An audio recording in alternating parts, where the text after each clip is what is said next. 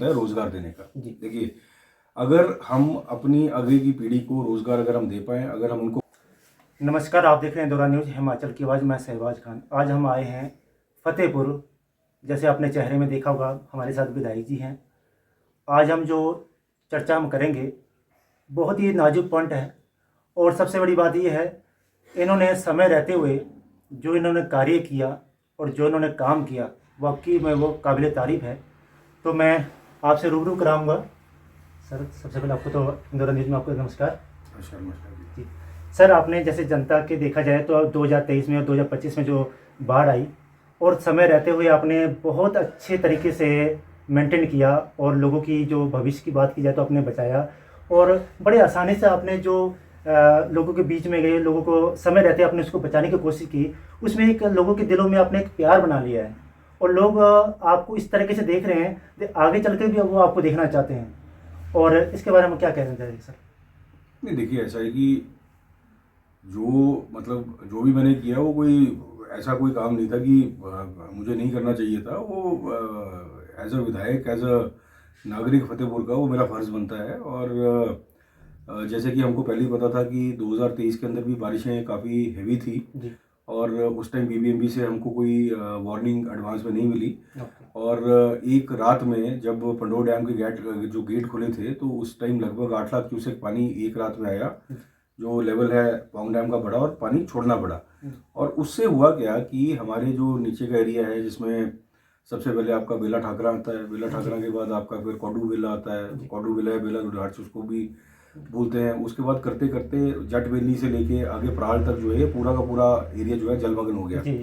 तो उस समय हमारे पास रिएक्शन टाइम कम था, लेकिन हमने किया क्या कि हम उनको मतलब फसलों को हम बचा नहीं पाए, लेकिन हमने ये किया कि उसी रात, मतलब ठाकुर सुखविंदर सिंह सुक्खू जी की इंटरवेंशन के साथ हमने एयरफोर्स के और आर्मी के हेलीकॉप्टर्स मंगा के हमने एक एक व्यक्ति को जो है वो बचाया, और बचा के हमने ना केवल व्यक्तियों को बल्कि उनके पशुधन को भी हमने कोई नुकसान नहीं होने दिया, हमने उनको रेस्क्यू कर लिया। अब 2023 में हमको पता था कि ऐसा कांड हो चुका है। 2025 में भी जब बारिश हो रही थी तो हमने उससे पहले ही हमने इंतजाम कर लिया था। और 2025 में आपको याद होगा कि जब बारिश आई, जब फ्लड आया, जब गेट खुले, तो फतेहपुर हल्के के अंदर बाकी सारे के सारे गांव हमने बचा लिए। कहीं पे जो है हम जो है पानी नहीं घुसा, सिवाय मंड भातपुर के, क्योंकि मंड भातपुर जो है वो ब्यास की स्ट्रीम के साथ ही आता है। तो मंड भातपुर के जो 17 परिवार हैं, उनको जो है वो कुछ को पूर्ण रूप से, कुछ को आंशिक रूप से जो है वो डैमेज हुआ। तो उस समय हम खैर उसका कुछ कर नहीं पाए, लेकिन उनके भी जो क्लेम्स वगैरह हैं वो सारे डाल के वो हमने प्रोसेस कर दिए हैं, और जो भी मुआवजा वगैरह उनको मिलना है वो हम उनको देके उनको रिहेबिलिटेट करने की कोशिश कर रहे हैं। तो सर, मैं और जानना चाहता हूँ, जैसे आपने जब तक आप आए हैं, और ऐसे 3 जो काम आपने की हैं जिसमें आपको याद हो उस काम करने से समाज का भला हुआ, और ऐसे 3 वो ऐसे कौन से अभी वो काम बचे हैं जिसमें आपको करने से शायद और ज़्यादा मतलब ये समाज का भला हो सके? देखिए, ऐसा है कि जो सबसे बड़ी समस्या है और जो सबसे बड़ा हमारा दायित्व बनता है, वो दायित्व बनता है रोजगार देने का। देखिए, अगर हम अपनी आगे की पीढ़ी को रोजगार अगर हम दे पाएँ, अगर हम उनको कमाई का साधन दे पाएँ, तो ना केवल उनका भविष्य बल्कि उनके बच्चों का, उनके परिवार का भविष्य जो है वो सेटल होता है। अब अगर आप ये देखिए कि अगर 8 से 9 लाख बेरोजगार आज हिमाचल प्रदेश के अंदर हैं, और अगर हम ये सोचें कि सभी को जो है सरकारी नौकरी मिल जाएगी, वो होने नहीं वाला। हमको जो है नौकरी देने के साधन जो है वो हमको उत्पन्न करने हैं। तो अब हमारा जो सबसे बड़ा एरिया, और उस सबसे बड़े एरिया में जो सबसे, मैं ये बोलूँगा कि आर्थिक रूप से जो पिछड़ा हुआ एरिया है, ये हमारा स्थाना से स्टार्ट होता है और ये जाके रियाड़ी तक जो है ये आगे चलता है।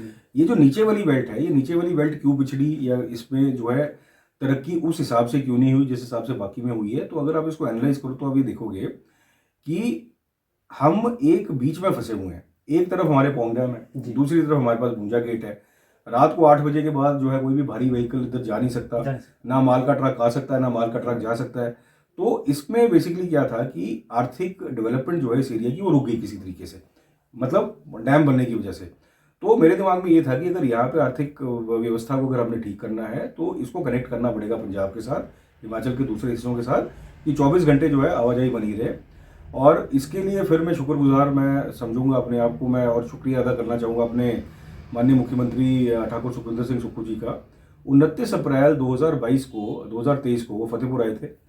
भयंकर बारिश हो रही थी, हम पौंग डैम के ऊपर खड़े थे। मैंने उनको ये बोला, मैंने कहा सर इस पौंग डैम की वजह से हमारी 27 से 30 हज़ार की आबादी जो है वो पिछड़ी हुई है। और पिछड़ी हुई इसलिए कि कनेक्टिविटी हमारी पंजाब से हिमाचल से बिल्कुल नहीं है। और इसके लिए उन्होंने बोला कि अच्छा बता क्या करना है। मैंने कहा ब्यास के ऊपर हमने पुल बनाना है। तो उन्होंने बोला अच्छा कितने का बनेगा। मैंने कहा सर पुरानी डीपीआर जो थी 117 करोड़ की थी, अब जो भी 105 करोड़ की पुरानी डीपीआर थी। तो उन्होंने बोला ठीक है, जब मौका मिलेगा मैं तेरे को बताता हूँ। उसके एग्जैक्टली 1.5 महीने के बाद मुझे उनका फ़ोन आया, मैं शिमला में था। उन्होंने बोला वो डीपीआर ला। तो डीपीआर हमने डिग डुग करा के उसको थोड़ा रिवाइज करा के हमने उनको दिया। 117 करोड़ की डीपीआर थी। 1.5 महीने के अंदर अंदर वो पैसा सैंक्शन हुआ सीआरएफ के अंडर।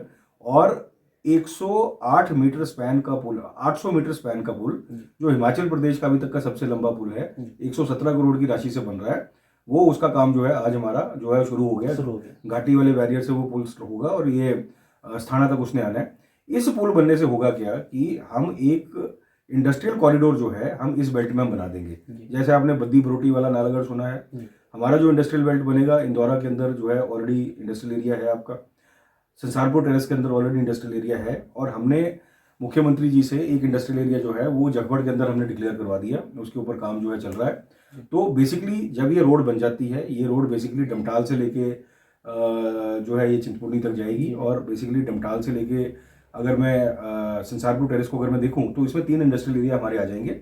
संसारपुर टेरेस आ जाएगा, जगवड़ आ जाएगा, आगे जो है आपका डमटाल आ जाएगा। और ये बेसिकली एक इंडस्ट्रियल बेल्ट के रूप में हम इसको डेवलप कर लेंगे। जब इंडस्ट्री आएगी, इंडस्ट्री आने से रोजगार आएगा, रोजगार आने से जो है हमारा जो भविष्य है वो हमारा सुरक्षित होगा। तो जो 3 काम आपने मेरे को पूछे, पहला काम जो था ये पुल का 117 करोड़, मेरे हिसाब से ये ना केवल फतेहपुर के लिए बल्कि ये पूरी रियाड़ी डूब इसके लिए बेसिकली मतलब एक ये लाइफ चेंजिंग ये डिसीजन है। और इसके बाद जब ये पुल बन जाएगा, इसके बाद जो इंडस्ट्रियल एरिया जगवड़ के अंदर आएगा वो जो है इस पूरे एरिया की शक्ल और सूरत बदल देगा। और ये मेरे हिसाब से जो 2 सबसे बड़े काम जो मैं मान के चलता हूँ ये 2 हैं। और तीसरा काम जो हमारा हुआ, फतेहपुर के अंदर सारे दफ्तर थे, सिर्फ सिविल जज का कोर्ट नहीं था। सिविल जज का कोर्ट हम लाने में सक्सेसफुल हुए हैं। अगेन कैबिनेट की अप्रूवल के बाद हमारे माननीय मुख्यमंत्री जी ने जो सेकंड विजिट उनकी फतेहपुर हुई थी उस टाइम में सिविल जज का कोर्ट हमें अप्रूव करके गए थे। सिविल जज का कोर्ट ऑलरेडी खुल चुका है और इसका मेरे हिसाब से अप्रैल के अंदर ही जो है जज साहब यहाँ पे बैठना शुरू हो जाएंगे और हमारा जो है ज्वाली से कोर्ट जो है यहाँ पे शिफ्ट हो जाएगा। तो ये 3 मैं हिस्टोरिक इन कामों को मैं मान के चलता हूँ कि जो हुए हैं फतेहपुर के अंदर। तो सर जैसे अभी जनता आपको देख रही हो, जनता की निगाह इस वक्त आप पर टिकी हुई है, तो जनता का कहना का मतलब ये है कि ऐसे जैसे अभी देखते हैं ब्यास दरिया में जो अवैध तरीके से खनन भी हो रहा है और उसके बारे में आपने कई मुद्दे उठाए, अपने हमने देखते हैं कई मुद्दे उठाए। तो कहीं ऐसा ना भी जैसे बाढ़ आती है नुकसान होता है, हर साल बाढ़ आती है, हर नुकसान, तो क्या कोई ऐसा पॉलिसी तैयार करें जिसमें से मतलब दरिया का ऐसा कुछ तटीकरण हो जिससे भी आगे चलकर माल और पानी का या किसी भी चीज़ का फसल का नुकसान ना हो? क्या ऐसा कोई एक नया योजना तैयार कर रहे हैं? देखिए तटीयकरण होना चाहिए, ये सभी जानते हैं जी। लेकिन तटीयकरण करने का खर्चा कितना है ये कोई नहीं जानता। जो डीपीआर बनी हुई है, पुरानी डीपीआर एक बार मतलब तैयार करवाई गई थी, उस डीपीआर का खर्चा जो 1700 करोड़ है। अब 1700 करोड़ अगर आप ये बोलिए कि तटीयकरण के ऊपर हमारी जो है हिमाचल सरकार लगा सकती है तो वो पॉसिबल नहीं है, हमारे पास इतना पैसा नहीं है। ठीक है, अब अगला काम ये आता है कि अब इसका सोल्यूशन क्या है। अब सोल्यूशन बेसिकली मैं आपको बताता हूँ, एक फंडामेंटल डायरेक्शनल चेंज जो हुआ वो ये हुआ कि हमारे पास एक आयोग होता था जिसको योजना आयोग बोला जाता था। योजना आयोग जो है 5 वर्षीय योजना बनाता था। उस 5 वर्षीय योजनाओं के अंदर जो है केंद्र सरकार से स्टेट्स को हेल्प मिलती थी, चाहे वो इरिगेशन के प्रोजेक्ट्स हों, तटीयकरण के प्रोजेक्ट्स हों, बाकी प्रोजेक्ट्स हों। इनफैक्ट सारा का सारा जो शाहनहर का प्रोजेक्ट है, शाहनहर प्रोजेक्ट का रिपेयर एंड मेंटेनेंस का पैसा जो है वो उसी योजना के अंतर्गत आता था। मोदी सरकार ने किया क्या कि 2017-2018 के अंदर इसको जो है प्लानिंग बोर्ड को, प्लानिंग आयोग को बंद करके उसका नाम कर दिया नीति आयोग। और नीति आयोग करने के बाद क्या किया कि जो सारा का सारा जो खर्चा था जो केंद्र वहन कर रहा था वो उन्होंने स्टेट्स के सर पे डाल दिया। इसमें हुआ क्या कि जो भी रिपेयर मेंटेनेंस के पैसे थे, तटीयकरण के पैसे थे, वो आने जो है वो हमको बंद हो गए। और इसका खमियाजा जो है हमारे जैसे एरियाज, जैसे मैंने आपको शाहनहर बोला, शाहनहर एक लाइफलाइन है पूरे के पूरे फतेहपुर का और इंदौरा की। हमारे जो एग्रीकल्चर भाई बहन है, हमारे जो कृषक भाई बहन हैं वो शाहनहर के ऊपर डिपेंडेंट है। आज अगर शाहनहर पंजाब के अंदर डैमेज हो जाती है, हिमाचल के अंदर डैमेज हो जाती है, हमारे पास इतना पैसा भी नहीं होता कि हम इसको रिपेयर करा लें, बिकॉज फंड आने बंद हो गए हैं। धीरे धीरे हमने जो है अपनी डीपीआरस बनाई और स्टेट हेड से हमने इनको जो है अब फंड्स प्रोवाइड करने स्टार्ट किए हैं, पर ये फंड्स उतने नहीं जितने आने चाहिए थे। तो मेरा लिमिटेड पॉइंट क्या है कि तटीयकरण करने के लिए जो पैसा चाहिए वो आज हमारे पास नहीं है। इसकी डीपीआर जो है केंद्र को जो है भेजी जा चुकी हैं। इसी के साथ अभी एक फ्रेश सर्वे चल रहा है जो डीसी साहब के अंडर ये चल रहा है, और केंद्र की जो सेंटर की एक टीम है वो आकर इसका एक सर्वे कर गई है, हवाई सर्वेक्षण कर गई है। मुझे उम्मीद ये है कि जल्द से जल्द जो है कुछ ना कुछ पैसा ज़रूर आएगा, जिससे कि अगर हम चाहे पूरा चैनलाइजेशन ना भी कर पाएँ, लेकिन जो हमारे वल्नरेबल पॉइंट्स हैं, जैसे मैंने आपको बताया कि फतेहपुर के अंदर जो है ये हमारा मंड भातपुर है, आगे आपका मंड मियानी है, उसके बाद आपके जो 3-4 और आपके एरियाज़ हैं जहाँ पर पानी का भाव भी ज़्यादा है और पानी जो है वो बैंक्स को तोड़ता हुआ जो है गाँव के अंदर जाता है। इनको हम कवर करने की जो है जल्द से जल्द कवर करने की हम कोशिश कर रहे हैं। पक्की धुसियों से अगर नहीं हो पाया, कच्ची धुसियों के साथ करने की कोशिश करेंगे। आप जानते हैं बारिशें ऑलरेडी स्टार्ट हो गई हैं। 1.5 से 2 महीना, मतलब आप देखिए कि जुलाई और अगस्त के अंदर जो है ये मेन पीक पॉइंट आता है हमारा। और हमारा पीक पॉइंट क्यों आता है समझना जरूरी है। बादल जब थुनाग में या कुल्लू में फटता है, उसका पानी जो है वो भाव जाके पंडोह पे जाके रुकता है। पंडोह डैम का जब लेवल बढ़ जाता है, उनका गेट खुलता है, उससे जो है सीधा पौंग डैम के अंदर जो है हमको समस्या आती है।